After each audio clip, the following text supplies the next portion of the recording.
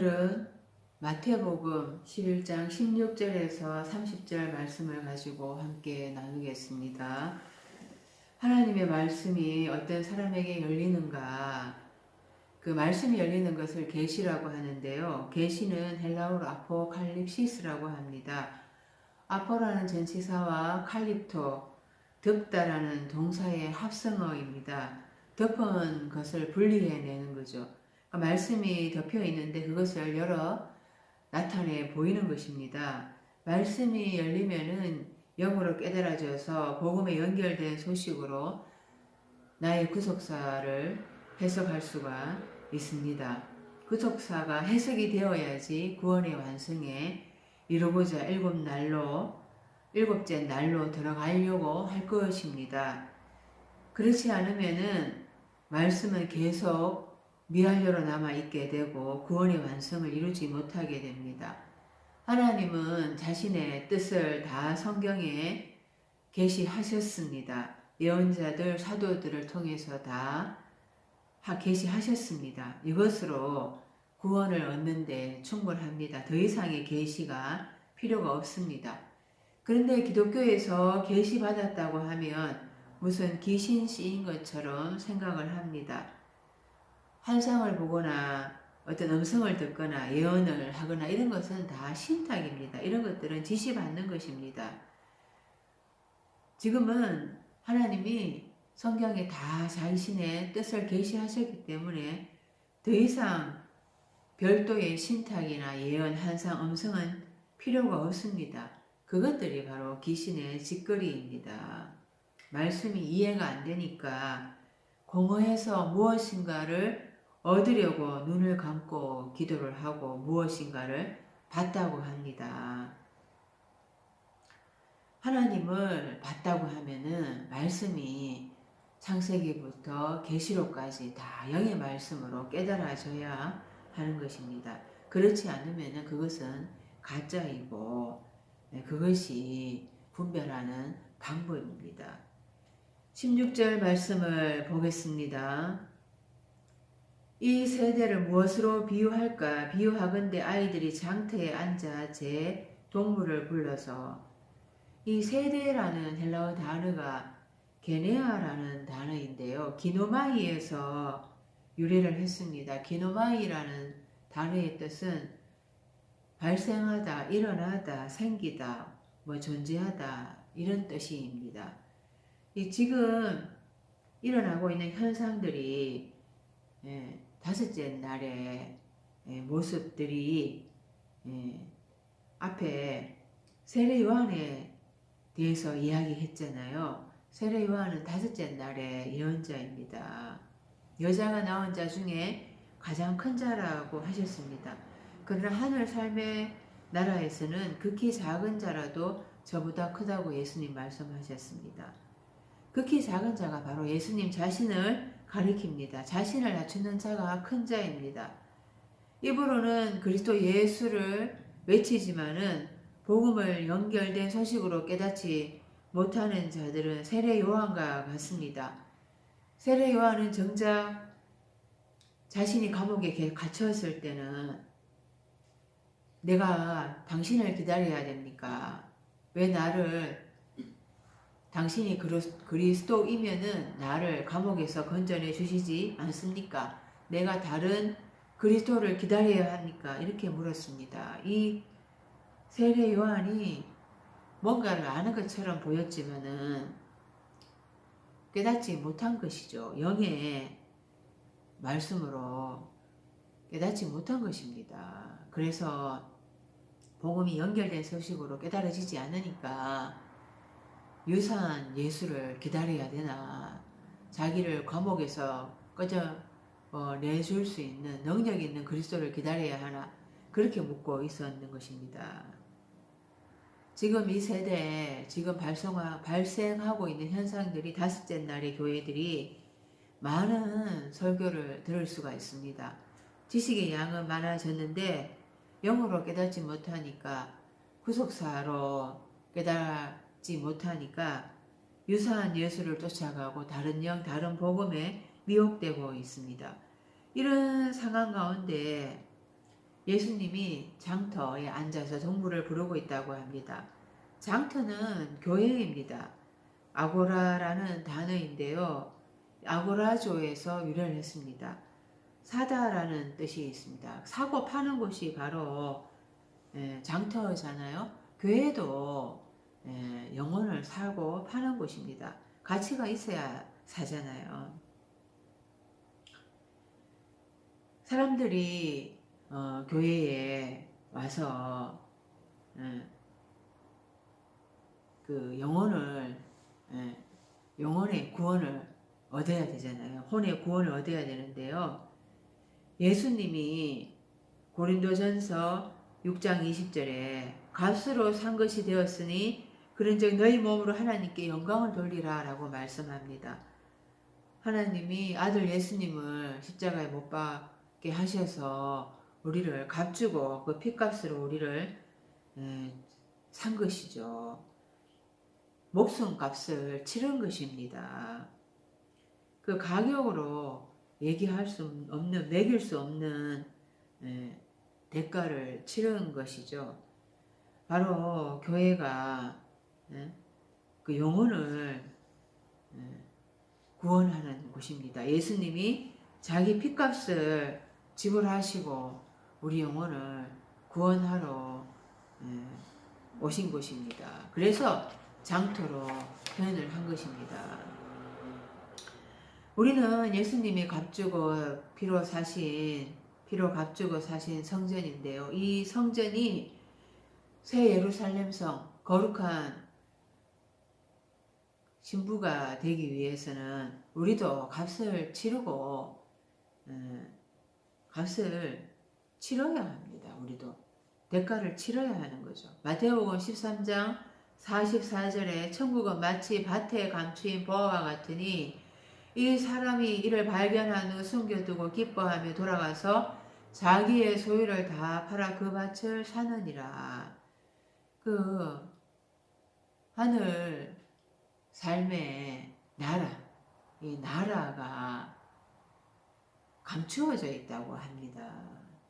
근데 그걸 발견하면은 자기의 모든 것을 다 지불하고서라도 그 나라가 되기 위해서 대가를 치른다라는 것이지요.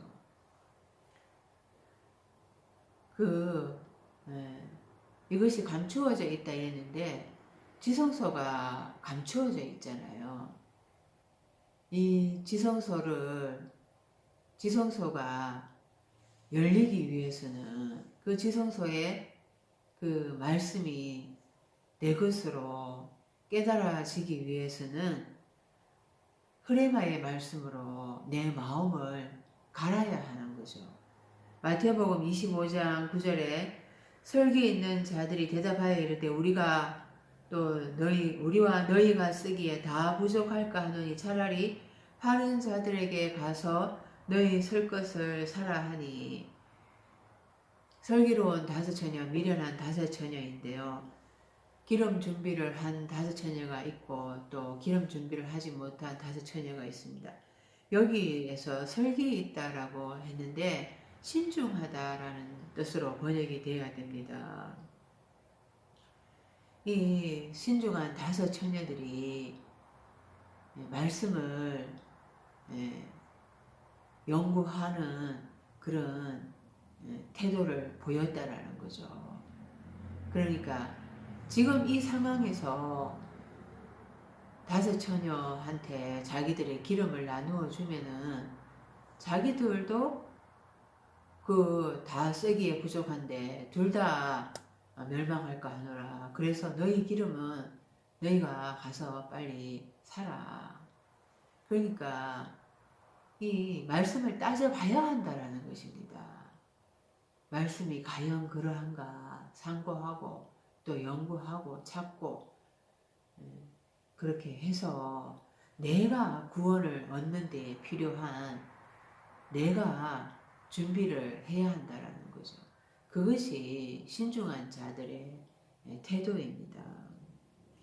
그래야지 내가 멸망당하지 않을 수가 멸망당하지 않을 수가 있다라는 거예요. 그래야지 내가 구원의 길에 들어설 수가 있다라는 것입니다. 그래서 내가 값을 치르고 대가를 지불하면서 구원을 완성해 가야 한다라는 것입니다. 그런데 그 대가를 치르지 않고 하나님의 거룩한 성전을 강도의 굴열로 만드는 사람들이 있습니다. 마태복음 21장 12절에 예수께서 성전에 들어가사 성전 안에서 매매하는 모든 사람들을 내쫓으시며 돈 바꾸는 사람들의 상과 비둘기 파는 사람들의 의자를 둘러 엎으시고, 하나님의 거룩한 성전인데 이 성전을 하나님의 안식의 처소가 되기 위해서는 이 마음밭을 갈아엎어야 된다고 했습니다. 말씀을 찾고 연구하고 문을 두드리면서 말씀이 열리기를 하나님 앞에 기도해야 한다고 했습니다. 그런데 거룩한 처소가 되게 하지 못하고 강도의 굴열로 만든다라는 거죠. 그런 사람들은 먹고 마시고 사고 팔고 그렇게 육신의 종이 되어서, 사람의 종이 되어서, 사단의 종이 되어서 살아가고 있는 것입니다. 예수님이 동물을 부른다고 했는데 그 구원은 자기가 그 예수님의 구원의 초청을 듣고 자기가 그 다섯째 날에서 여섯째 날로 건너와야 한다라는 것입니다. 아무리 예수님이 부른다 해도 그 초청을 거절하면은 자기가 나는 다섯째 날에서 그냥 머물겠다 하는 사람은 구원을 얻을 수가 없는 것이지요. 정말 구원의 완성을 위해서 자기의 그 사야 할 것들, 대가를 치러야 할 것들을 치르지 않으면은 더 이상 구원을 얻을 수 없는 때가 오고 맙니다. 그 미련한 다섯 처녀가 기름을 사왔을 때는 이미 그 구원의 문은 닫힌 것입니다. 그 예수님께서 지금 이 아이들이 장터에 앉아 이렇게 했는데 아이라고 파이디온이라는 헬라어 단어를 썼습니다. 예수님을 가리킵니다. 예수님이 지금 학생과 같다라는 거예요. 배우는 학생과 같다라는 거예요. 예수님이 지금 사역을 하시는데 선생인데도 불구하고 훈수 두는 자가 너무 많으니까 예수님의 입장이 지금 장터에 앉아서 배우는 훈유가 학생과 같다 이렇게 표현을 하고 있습니다. 17절 우리가 너희를 향하여 피리를 불어도 너희가 춤추지 않고 우리가 슬피 울어도 너희가 가슴을 치지 아니하였다 함과 같도다. 요한이 와서 먹지도 않고 마시지도 아니하매 그들이 말하기를 귀신이 들렸다 하더니, 예수님이 오셔서 피리를 불어도 춤추지 않고 슬피 울어도 가슴을 치지 않는 이 세대, 이들이 지금 믿는 사람들인 것입니다. 바리새인들과 서기관들이죠. 이사야 선지자가 너희는 애곡할지어다 여호와의 날이 가까웠으니 전능자에게서 멸망이 임할 것이미로다. 장차 종말의 날이 가까이 올 것인데 너희는 애곡하라.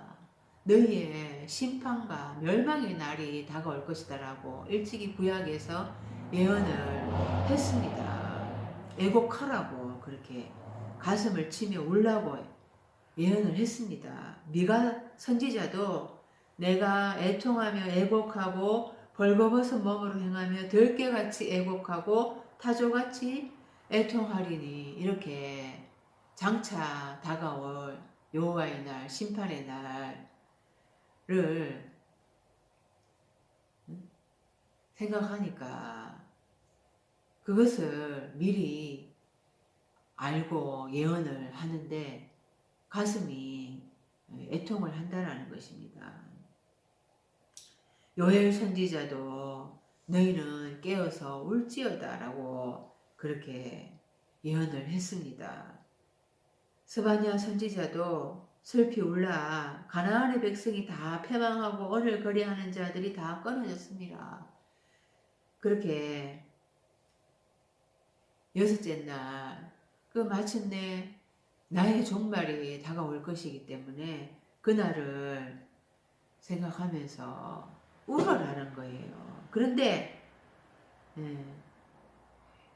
그 유대인들이 지금의 유대인들이 아무리 울으라고 해도 위기의식이 없다라는 거예요. 가슴을 치고 애통을 하지 않는다라는 것입니다. 요한복음 16장 20절에 내가 진실로 진실로 너희에게 이르노니 너희는 곡하고 애통하겠으나 세상은 기뻐하리라. 너희는 근심하겠으나 너희 근심이 도리어 기쁨이 되리라. 지금 곡하고 애통하면은 그것이 장차 기쁨으로 다 올 날이 있을 거라고 이렇게 말씀을 하고 있는 것이죠. 나의 죄로 인해서 애통하고 애곡하면은 그것은 장차 기쁨의 눈물이 될 것이라는 거죠. 그러나 지금 이 세대는 다섯째 날 교회는 위기의식이 전혀 없습니다. 지금 울지 않으면은, 지금 애통하지 않으면은 그 나중에 멸망으로 인해서 그렇게 진짜 울게 되는데 그것을 모르니까 지금 배부르고 지금 등 따시니까 위기의식이 없는 것입니다. 예레미야에도 보면은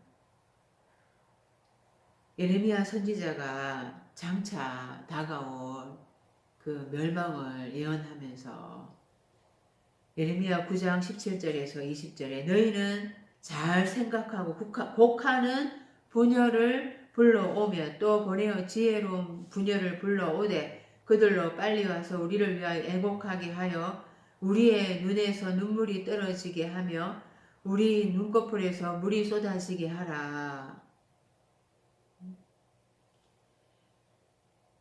장차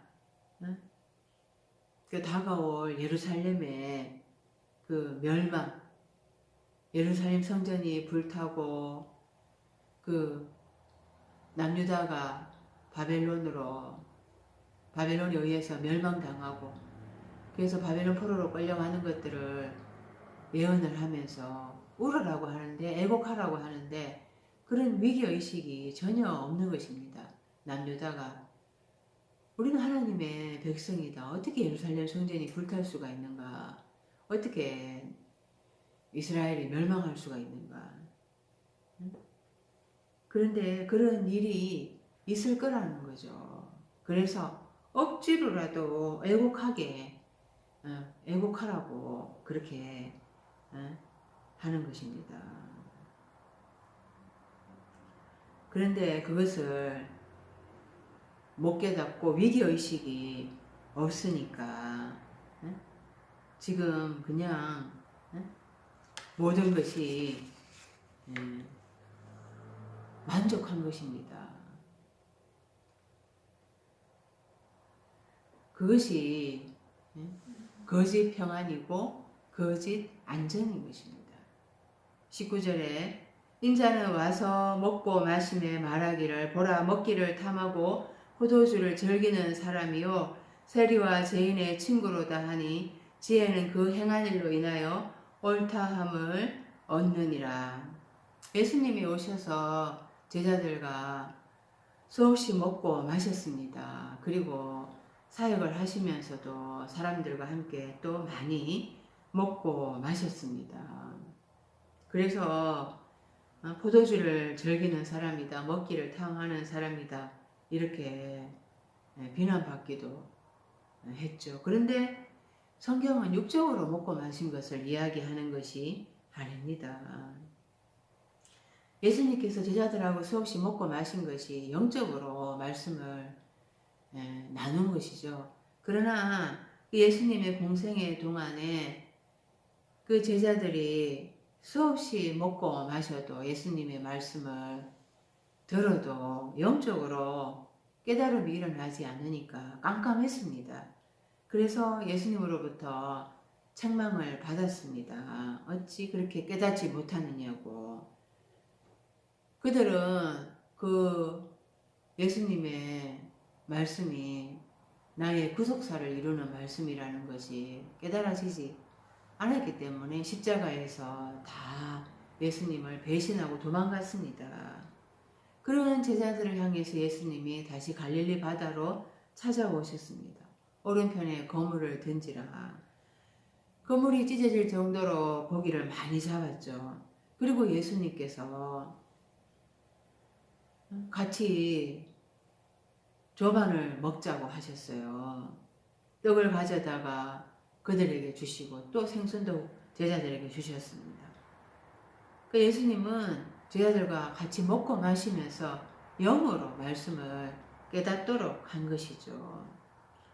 이렇게 예수님과 함께 말씀을 먹고 마신 그 사람들이 예수님의 친구로다, 이렇게 이야기하고 있습니다. 그 세리와 죄인들이 예수님의 친구로다. 근데 이 친구라는 단어가 필로소인데요, 형용사입니다. 친하다, 이런 뜻이 있습니다. 그러니까 예수님이 세리와 죄인들과 친하다. 그러니까 세리 삶과 죄인 삶과 친하다라는 거예요. 그러니까 세리와 죄인과 함께 먹고 마셨잖아요. 근데 요한의 제자들이 와서 우리와 바리새인은 금식하는데 왜 당신과 당신의 제자들은 금식하지 않습니까? 막 따지죠. 예수님은 지금은 금식할 때가 아니라 하셨어요. 예수님은 지금은 이틀치의 양식을 부지런히 먹고 마셔야 할 6째 날이라고 말씀을 하셨어요. 금식은 신랑을 빼앗길 때에 하게 될 것이라고 말씀을 했죠. 지금 세리 삶과 죄인 삶, 자신을 낮춘 자들이 예수님과 함께 먹고 마셨습니다. 그 예수님의 흐레마, 영의 말씀을 먹고 마시는 것이 지혜로운 것이고, 그것이 지혜를 얻게 되고 의롭게 되는 것입니다. 그 지혜는 그리스도라고 이야기를 하고 있거든요. 그리스도는 하나님의 지혜다, 이렇게 얘기를 하고 있잖아요. 고린도전서 1장 24절에 오직 부르심을 받은 자들에게는 유대인이나 헬라인이나 다 그리스도는 하나님의 능력이요 하나님의 지혜다. 그 유대인들은 표적을 구하고 또 헬라인은 지혜를 찾습니다. 그런데 그 십자가에 못 박히신 그리스도가 유대인들에게는 끄리끼는 거고 이방인에게는 미련한 것이 되고 맙니다.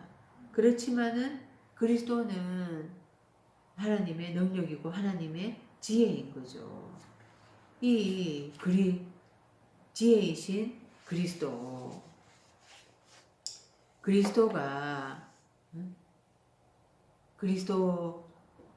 지혜이신 그리스도가 나와 함께 먹고 마신다고 했잖아요. 누가 그렇게 그리스도와 함께 먹고 마시는가? 바로 세리 삶과 죄인 삶이죠.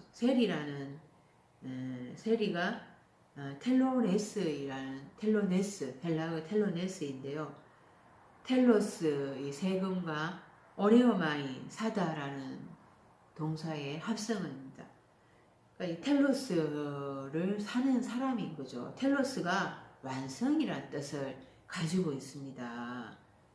그래서 세리하면은 그러니까 완성을 사는 사람이라는 뜻이 있는 거예요. 그래서 바리새인들은 기도하면서 자기 의를 드러냈잖아요. 나는 다른 사람들 토색, 불의, 간음을 하는 자들과 같지 아니하고 이 세리와도 같지 않음을 감사하나이다 하면서 자기의 의를 하나님 앞에 자랑을 했습니다. 그런데 세리는 멀리 서서 눈을 들어 감히 하늘을 쳐다보지도 못하면서 가슴을 치면서 하나님이여 나를 불쌍히 여기소서 나는 죄인이로소이다. 이렇게 하나님 앞에 자신을 낮추었죠.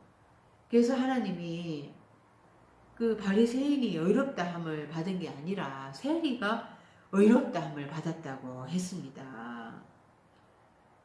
이 세리는 그 텔로스 완성을 이루기 위하여서 자신을 낮추고 응? 자기 죽음까지 그렇게 하나님 앞에 드렸던 것입니다. 누가복음 12장 50절에 나는 받을 세례가 있으니 그것이 이루어지기까지 나의 답답함이 어떠하겠느냐. 이 세례가 있는데 그것이 이루어지기까지 이때 텔레오라는 단어를 썼습니다. 완성하다라는 단어를 썼거든요. 그러니까 받을 세례를 완성하는 그것이 바로 피세례, 자기 죽음을 의미하는 거죠. 그래서 세리는 완성을 이루기 위하여서 자기 죽음을 하나님 앞에 드렸던 것입니다. 자신을 낮추고 자기 죽음까지 자신을 낮춘 것이지요. 이것이 예수님과 함께 말씀을 먹고 마시면서 지혜롭게 된 것이고 의롭게 된 것입니다. 복음이라는 것이 첫 번째 초보적인 믿음이 있죠. 우리가 넷째 날 교회 나가면서 예수님을 믿는 그런 믿음이 있습니다. 그런데 우리가 의롭게 되고 완전히 구원을 얻는 일곱째 날에 들어가는 것은 두 번째 믿음이 계시되어야 하는 것입니다. 로마서 1장 16절에서 17절 복음을 부끄러워하지 않으니 이 복음은 모든 믿는 자에게 구원을 주시는 하나님의 능력이 됨이라. 먼저는 유대인에게요 또 헬라인에게로다. 복음에는 하나님의 의가 나타나서 믿음으로 믿음에 이르게 하나니 믿음에서 싹이 나서 그 다음 믿음에 이르게 하나니 에이스 그 완전히 예수님의 믿음과 하나 되는 예수님과 함께 십자가에서 죽고 함께 연합하여서 부활하는 그 하나 되는 믿음에 이르게 하나니 오직 의인은 믿음으로 말미암아 살리라 함과 같으니라. 의롭게 되는 것은 이 믿음에 이르게 하는 두 번째 믿음, 예수님의 믿음과 하나 되고자 하는 그 믿음으로 말미암아 의롭게 된다는 것이지요. 그래서 세리는 그 완성, 일곱째 날의 완성을 얻기 위하여서 그것에 도달하기 위해서 자기의 죽음까지 하나님 앞에 드림으로 자신을 낮추었다라는 것입니다. 그것이 예수님의 말씀을 함께 먹고 마심으로 영적으로 깨달아져서 가능한 것입니다. 요한복음 6장 35절에 예수께서 이르시되 나는 생명의 떡이니 내게 오는 자는 결코 줄이지 아니할 터이요 나를 믿는 자는 영원히 목마르지 아니하리라. 내 살을 먹고 내 피를 마시는 자는 내 안에 거하고 나도 그의 안에 거하나니 살리는 것은 영이니 육은 무익하니라. 내가 너희에게 이런 말은 영이요 생명이라. 예수님의 이 말씀을 영으로 먹어야지 살아날 수가 있잖아요. 예수님이 그래서 십자가에서 달려 돌아가시면서 내가 떠나가야지 너희에게 유익이라. 내가 가야지 너희에게 보혜사 성령을 보내줄 것이다. 이 보혜사 성령을 받아야지 완전히 말씀이 영으로 깨달아지는 것이거든요. 그런 삶이 바로 세리 삶인 것입니다. 또 그런 삶이 또 자신을 죄인이라고 고백하는 것이지요. 예수님은 마태복음 9장 13절에 너희는 가서 내가 긍휼을 원하고 제사를 원치 아니하노라 하신 뜻이 무엇인지 배우라. 나는 의인을 부르러 온 것이 아니요 죄인을 부르러 왔노라. 나는 건강하다. 이런 사람한테는 의연이 쓸데없다 그랬어요. 건강한 자에게는 의연이 쓸데없다. 병든 자에게라야 의연이 쓸데있다. 그렇게 말씀하신 것입니다. 나는 죄인입니다. 이런 사람들이 예수님하고 친한 사람인 것입니다. 그런 사람이 예수님의 말씀을 마침내 영어로 깨달아 알게 되고 그래서 의인의 길에 들어서게 되는 것입니다.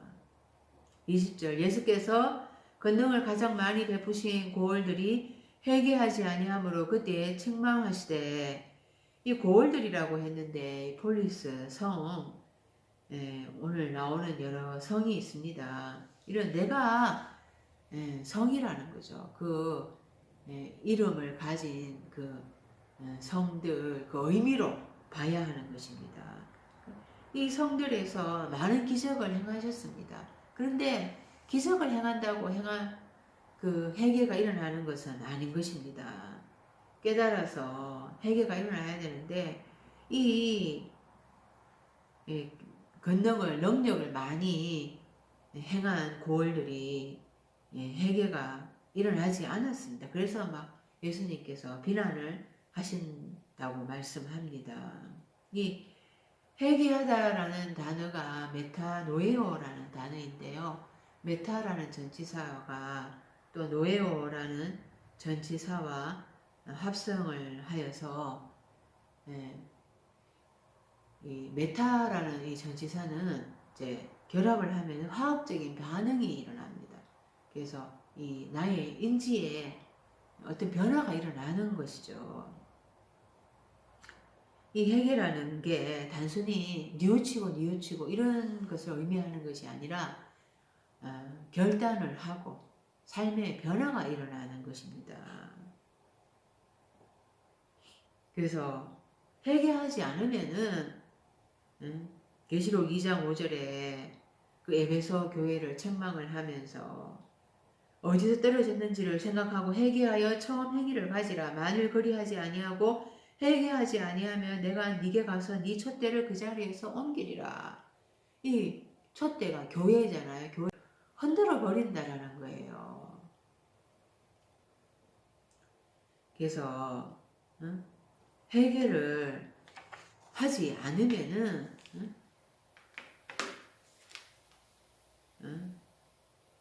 계시록 2장 16절에도 회개하라. 그리하지 아니하면 내가 속히 가서 내 입의 검으로 그들과 싸우리라. 그 말씀으로 전쟁을 벌이겠다라는 거예요. 그래서 열심을 내고 회개할 것을 말씀을 하시는 것입니다. 그런데 그 계시록에 보면은 5째 나팔을 불고 6째 나팔을 불어도 또 7째 나팔을 불어도 회개하지 않는 자들이 있습니다. 계시록 9장 20절에 이 재앙에 죽지 않고 남은 사람들은 손으로 행한 일을 회개하지 아니하고 오리 여러 귀신과 또는 보거나 듣거나 다니거나 하지 못하는 검은 동 목석의 우상에게 절하고 또 살인과 복술과 엄행과 도둑질을 회개하지 아니하더라. 이 살인이 뭐 복술, 엄행, 도둑질 이런 것들이 육적인 살인이나 엄행이나 도둑질을 문자적으로 얘기하고 있지 않습니다. 영적인 살인이고 영적으로 엄행하고 영적으로 도둑질하는 것을 말을 하는 것입니다. 그 예수님의 진리의 말씀이 아니라 혼합사상이 섞인 비진리의 말씀을 먹이면 그 사람이 영적으로 죽는 거죠. 그것이 바로 살인인 것입니다. 영적으로 간음하고 엄행하는 것들, 또 영적인 도둑질 이런 것들을 아무리 나팔을 불어도 회개하지 않는다라는 거예요. 그리고 또 계시록 16장 9절에도 사람들이 그 하나님의 진노의 대접을 그렇게 막 받으면서도 회개하지 아니하고 하나님의 이름을 비방하고 또 아픈 것과 자기들이 아픈 것과 종기로 말미암아 자기들의 그 행위를 회개하지 않는다라는 거예요. 그래서 그 회개가 하나님 앞에 하는 그 회개가 얼마나 그 나를 후회할 것이 없는 구원에 이르게 하는 그 회개를 이루게 한다 그러잖아요. 근데 그런데도 회개를 하지 않는다라는 것입니다. 아무리 능력을 하나님의 그 기적을 많이 체험하고 했어도 그것은 하나님께서 그 기적을 주시는 표적을 주시는 그 뒤의 이면을 바라봐야 한다라는 것입니다. 그런데 표적만 좋아하고 회개는 하지 않고 그래서 이 진짜 그 하나님의 말씀으로 회개가 일어나야 한다는 것입니다. 어떤 고을인가 하는 것을 보면은요, 21절에 하 있을진저 고라시나 하 있을진저 벳세다야 너희에게서 행한 모든 권능을 두로와 시돈에서 행하였더라면 그들이 벌써 베옷을 입고 재에 앉아 회개하였으리라. 22절 내가 너희에게 이르노니 심판날에 두로와 시돈이 너희보다 견디기 쉬우리라. 이 베옷 입고 재에 앉아서 하는 이것들은 형식적인 것이지요. 진짜 이 마음에서 그렇게 변화가 일어나야 하는데요. 이 회개를 구약에서 슈버라는 단어를 썼습니다. 그런데 슈버는 이 회개가 아닙니다. 메타노에오가 아니에요. 그냥 이 슈버는 갔다가 잘못된 길을 가다가 갔으면은 다시 원위치를 하는 것입니다.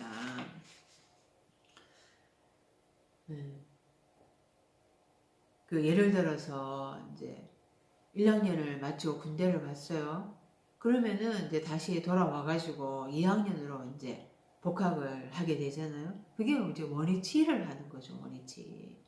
70인 여기 구약의 이 슈브를 헬라어 메타노에아로 썼거든요. 그러니까 이제 메타노에오를 구약의 슈브 원위치라고 생각을 하는 거예요. 다시 원위치한다. 그래서 우리는 어릴 때부터 수없이 회개하고 뭐 반성문 쓰고 뉘우치고 그런데 어떤 변화가 일어나지 않으면은 그거는 회개가 아니라는 것입니다. 이 고라시는 어떤 마을인가 가브나움 북서쪽 약 2마일 거리에 위치해 있는데요. 여기는 모세의 자리가 여기에서 발견되었다고 합니다. 그러니까 지극히 율법적이고 권위적인 성이라고 할 수가 있습니다. 또 베스에다는 이 베이트라는 집이라는 단어와 또 짜이드 이 사냥꾼 추적자라는 단어가 합성이 되었습니다. 그러니까 추적자의 집, 사냥꾼의 집이라는 뜻이지요. 창세기 10장 9절에 그가 여호와 앞에서 특이한 사냥꾼이 되었으므로 속담에 이르기를 아무는 여호와 앞에 니모록 같은 특이한 사냥꾼이로다 하더라. 또 티로스, 이 두로 이거는 쭈르라는 뜻이 있습니다. 쭈르. 그러니까 좁다, 그러니까 대적하다, 포위하다, 에워싸다 이런 뜻이 있거든요. 그러니까 출애굽기 23장 22절에 네가 그 목소리를 잘 청정하고 나의 모든 말대로 행하며 너를 미워하는 자를 내가 미워하고 너를 대적하는 자를 내가 대적하리라. 그 하나님을 대적한다라는 거예요. 예.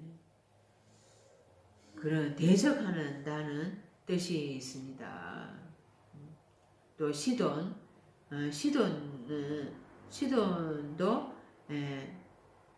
주드해서 잠복하다, 사냥하다, 낚시하다 이런 뜻이 있습니다. 잠언 6장 26절에 엄려로 인하여서 사람이 한 조각 떡만 남게 됨이며 엄란한 계집은 귀한 생명을 사냥함이니라.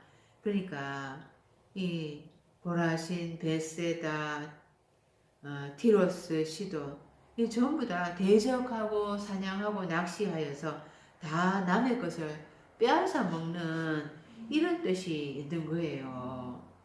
이런 데서 이런 마음 바치니까 아무리 하나님의 권능을 체험한다 하더라도 변화가 회개가 일어나지 않는 거죠. 그래서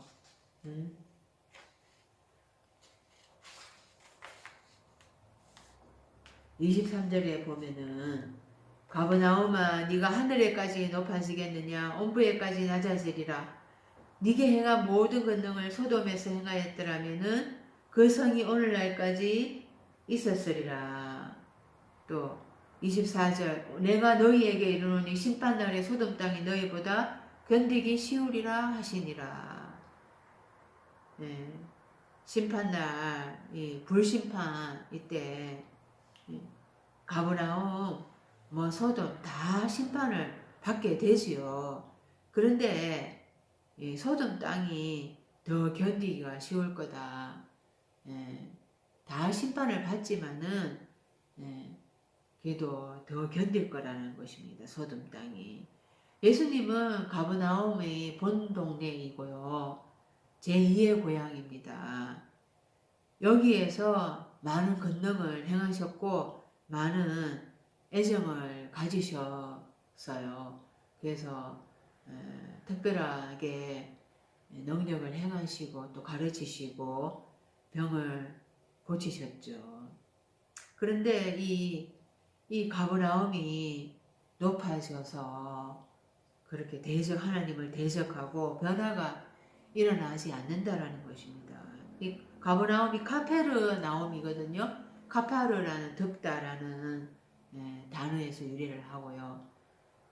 그래서 또 나훔 위로하다 이런 뜻이 있습니다. 덮어놓고 위로하겠다라는 것입니다. 예수님이 오셔서 그때까지 5째 날까지의 제약들을 덮고 하나님의 위로를 베푸시겠다라는 거예요. 그래서 많은 병자들을 고쳐주시고 또 그렇게 권능을 행하셨죠. 그런데 그들이 하나님 앞에 회개하지 않으니까 소돔 땅이 가버나움보다 견디기가 쉬울 거다. 이 소돔 땅이 소도마라고 하는데요. 거슬리다, 불타다 이런 뜻을 가지고 있습니다. 계시록 11장 8절에 그들의 시체가 큰 성 길에 있으리니 그 성은 영적으로 하면 소돔이라고도 하고 애굽이라고도 하니 곧 그들의 주께서 십자가에 못 박히신 곳이라. 그 예수님이 예루살렘 성 밖에서 골고다 언덕에서 못 박히셨죠. 그런데 그 예수님이 그 성은 영적으로 하면 소돔이라고도 하고 그 소돔이 또 소돔이라고도 하고 애굽이라고도 하고 이렇게 얘기를 하잖아요. 예, 그러니까 이사야서 31장 3절에 애굽은 사람이요 신이 아니며 그러니까 애굽이 사람이라는 거예요. 소돔이 사람 속이라는 것입니다.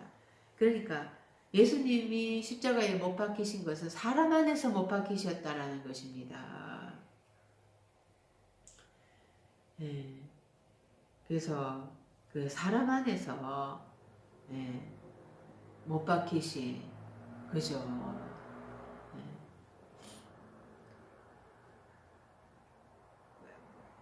그런 능력을 많이 행하신 가버나움이 해결치 않으니까 이렇게 비난을 하고 계십니다.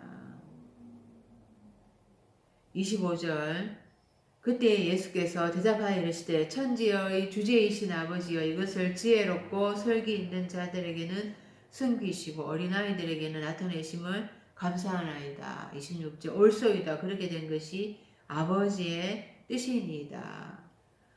지혜롭고 설기 있는 자들에게는 하나님의 말씀은 덮여 있다고 합니다. 그런데 어린아이는 미소가이잖아요. 이런 자들에게 계시가 열린다라는 것입니다. 그러니까 하나님의 방법은 우리가 생각하는 것과는 다릅니다. 그래서 고린도전서 1장 27절에 하나님께서 세상의 미련한 것들을 택하사 지혜 있는 자들을 부끄럽게 하려 하시고 세상의 약한 것들을 택하사 강한 것들을 부끄럽게 하려 하시며 그러니까 우리가 육신으로 생각하는 것하고 하나님께서 생각하시는 것은 다르다라는 거예요. 우리는 세상에서의 스펙이나 배경, 외모 이런 것들을 중요시 여기잖아요. 그러나 하나님은 사람을 외모로 취하지 않으시고 그 사람의 중심을 본다라는 거죠. 그래서 우리가 하나님 앞에 뭘 선줄로 생각하면은 넘어질까 조심해야 하는 것입니다. 무엇을 아는 줄로 생각하면은 아직도 마땅히 알 것을 알지 못하는 것입니다. 그래서 하나님은 자신의 뜻대로 하나님의 뜻을 하나님께서 기뻐하시는 자들에게 나타내 보여주시는 거죠. 그것이 27절에 내 아버지께서 모든 것을 내게 주셨으니 아버지 외에는 아들을 아는 자가 없고 아들과 또 아들의 소원대로 계시를 받는 자 외에는 아버지를 아는 자가 없느니라. 그 아들의 소원대로 계시를 받는 자, 그 희생양 예수님이 인을 떼어 주잖아요. 그러면은 이제 그게 계시가 열리기 시작을 하는 것이죠. 그렇게 이게 인간적으로 뭐 똑똑하고 인간적으로 많이 배웠고 내놓을 그런 스펙과 배경이 있다고 해서 하나님을 알 것이 아니라는 것입니다. 하나님이 자신을 어떤 자들에게 나타내 보여주시는가. 나는 죄인입니다. 나는 그렇게 하나님 앞에서 자신을 가슴을 치면서 우는 자들, 말씀 때문에 우는 자들, 자신을 낮추고 그렇게 자신의 죽음을 하나님 앞에 드리는 자들, 그런 자들에게 하나님께서 자신을 계시하신다는 것입니다. 28절에 수고하고 무거운 짐진 자들아 다 내게로 오라. 내가 너희를 쉬게 하리라. 나는 마음이 온유하고 겸손하니 나의 멍에를 메고 내게 배우라. 그리하면 너희 마음이 쉼을 얻으리니 이는 내 멍에는 쉽고 내 짐은 가벼움이라 하시니라. 수고하고 무거운 짐진 자라고 했는데요.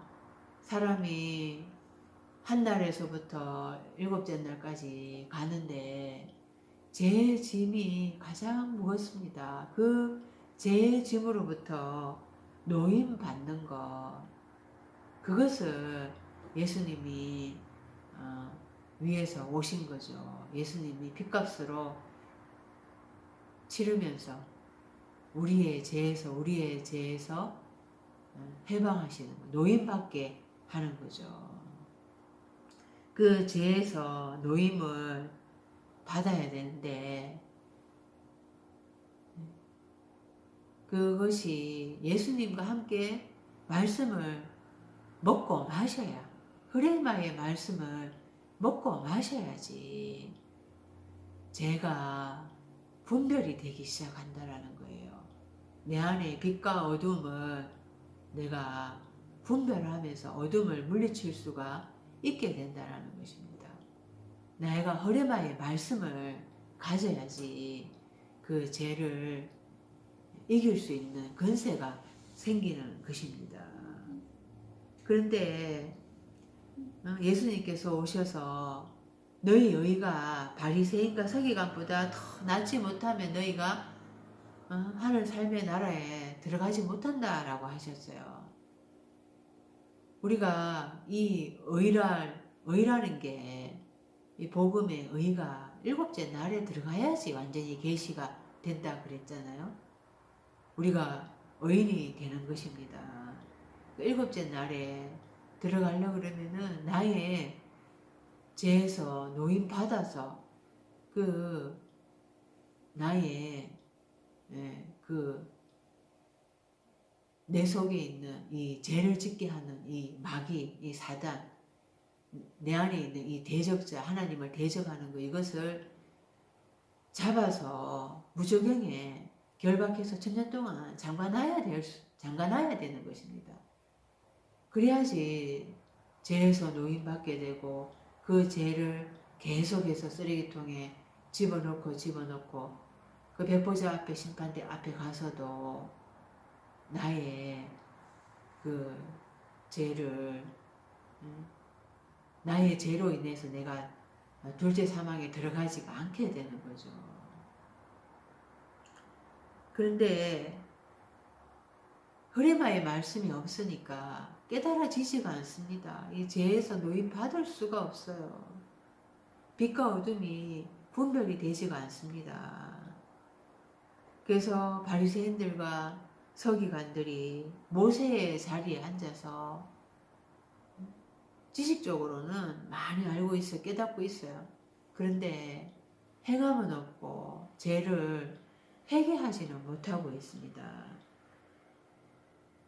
그래서 예수님은 초청을 하시는데 다 내게로 오라. 내가 너희를 쉬게 하리라. 나는 마음이 온유하고 겸손하다. 나의 멍에를 메고 내게 배우라 라고 말씀합니다. 이 멍에가 뭔가 하면은 헬라어로 지고스라고 하는데요. 이 멍에가 저울이라는 뜻을 가지고 있습니다. 계시록 6장 5절에 셋째 인을 뗐을 때 내가 들으니 셋째 생물이 말하되 오라 하기로 내가 보니 검은 말이 나오는데 그 탄자가 손에 저울을 가졌더라. 이 저울을 재어본다라는 거예요. 양쪽이 공평하게 이렇게 무게를 달아보는 거죠. 그래서 제일 무거운 짐이 제 짐인데요. 이스라엘의 밭갈대에 두 마리의 소가 같이 이렇게 밭을 간다고 합니다. 공평하게 무게를 나눠주면서 밭을 간다라는 거죠. 그것처럼 예수님과 함께 멍에를 지는 것입니다. 그러니까 힘을 쓰는데 예수님이 5, 또 나도 5대5로 짐을 같이 나누어 지는 거예요. 내가 죄인인데 예수님은 의인이잖아요. 근데 예수님이 이제 의인이시니까 나는 죄인이고 예수님은 의인이시니까 예수님이 내 죄를 대신 가져가시고 나에게 그 의를 나에게 대신 주시는 거예요. 그래서 이 5대5가 되도록 해주시겠다라는 겁니다.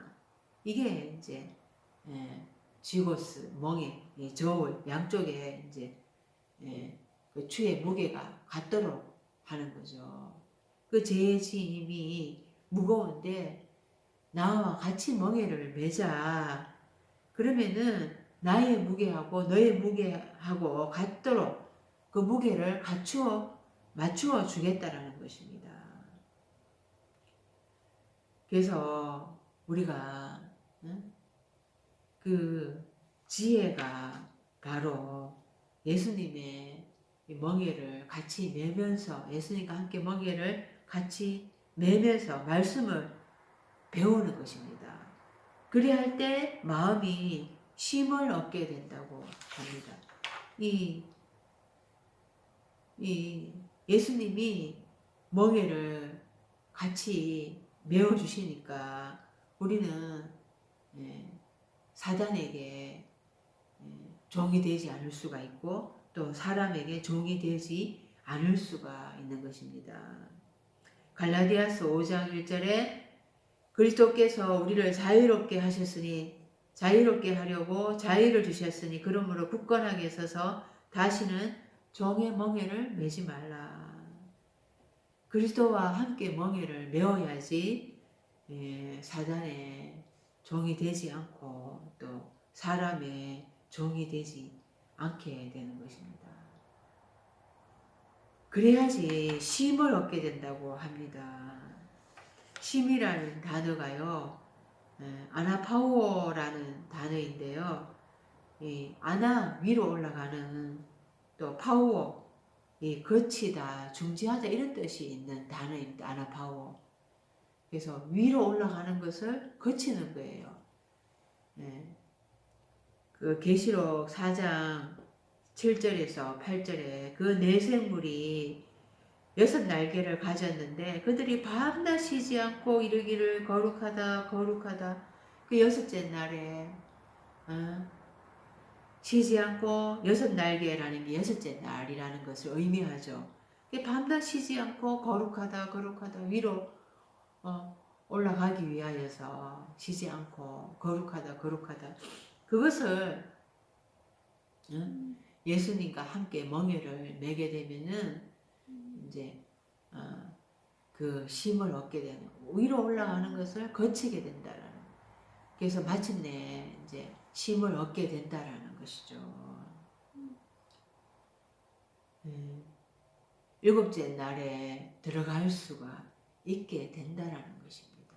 예수님으로부터 그 지혜이신 예수님으로부터 배울 때에 우리는 예수님의 믿음을 가지게 되고 예수님과 함께 죽고 부활하면서 예수님의 의를 우리가 입게 되는 것입니다. 의인의 자리에 우리가 들어가게 되는 거죠. 그럴 때 쉼을 얻게 되는 것입니다. 계시록 14장 13절에 주 안에서 죽는 자들은 복이 있도다. 성경이 이르시되 그러하다 그들이 수고를 거치고 쉬리니 이 쉬다라는 게 아나파오라는 단어인 거예요. 예수님으로부터 배울 때 우리가 예수님과 함께 죽는 지혜를 얻게 되고 그것이 마침내 수고를 거치고 쉼을 얻는 길이라는 것이 방법이 된다라는 것입니다. 그것을 우리가 얻는 것이 우리가 이 세상을 살아가면서의 행복인 것입니다. 그럴 때 말씀이 열리게 되고 예수님의 쉼을 얻게 될 것입니다. 그러한 은혜가 우리에게 있기를 바랍니다. 기도드리겠습니다.